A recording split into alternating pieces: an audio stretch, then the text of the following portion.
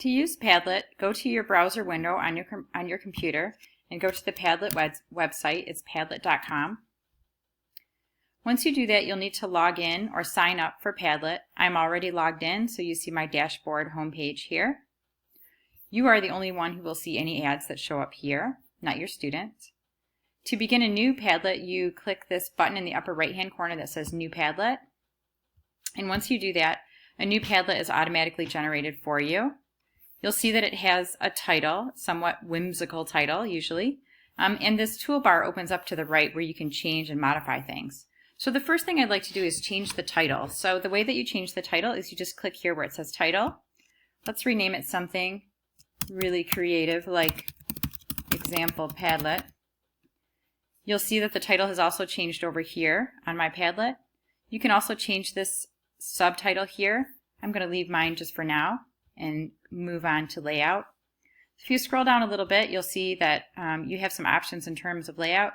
You can choose a freeform option, which just means that wherever someone clicks, that's where their pin or their post will show up on the Padlet.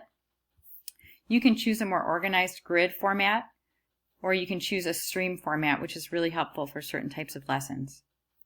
Let's move on to wallpaper. So if you scroll down a little bit, you'll see if you click more, you have a whole lot of options in terms of the background or the wallpaper of your Padlet.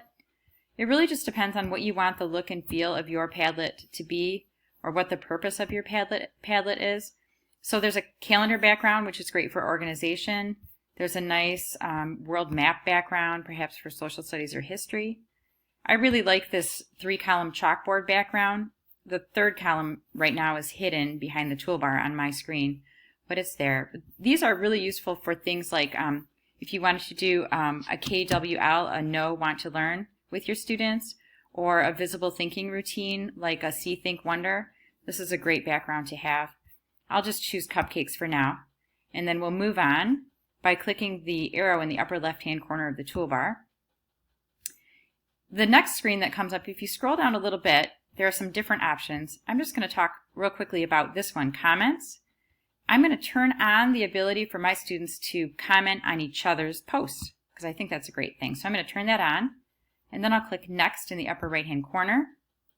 I'm going to skip over people and privacy for now and come back to that later, so I'll click next. And then I click Start Posting to begin posting on my Padlet. In order to post anything on the Padlet, all that I need to do is double-click anywhere on the Padlet. I like to have my students write their name where it says title, so my students call me Senora.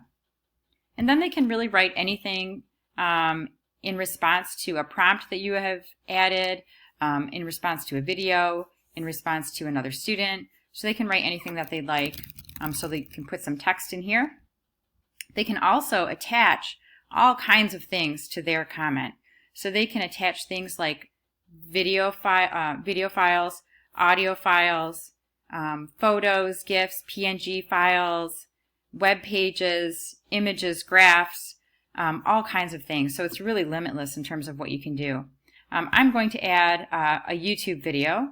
So I clicked down here where the attachments are. The toolbar comes back up and it says from the web. I've already put the URL on my clipboard, so there it is.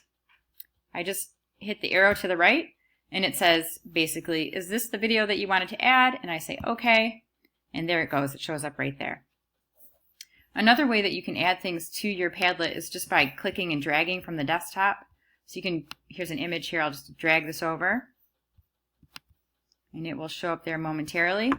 And while that's loading, let's talk about what to do when you're ready to share your Padlet. So if you're ready to share your Padlet with your students, in the upper right-hand corner you have some options here. We'll click Share, and it says People and Privacy. And so you have some options in terms of privacy. So you can choose to keep the Padlet private. You can choose to add a password, and I know a lot of teachers like to do that. You can keep the Padlet secret, but you can still share it with your students through a link or through a QR code, or you can even make it public and published on the web. You can choose whether you'd like those who have access to be able to simply read only your Padlet, to write and edit on the Padlet, or even to give them moderation rights. So you have those options here. You can even choose, if you scroll down a little bit, if you'd like to check your students' posts before you allow them to appear on the Padlet. You can turn that on so you can kind of keep an eye on what's happening before it appears live on your whiteboard in front of the entire class.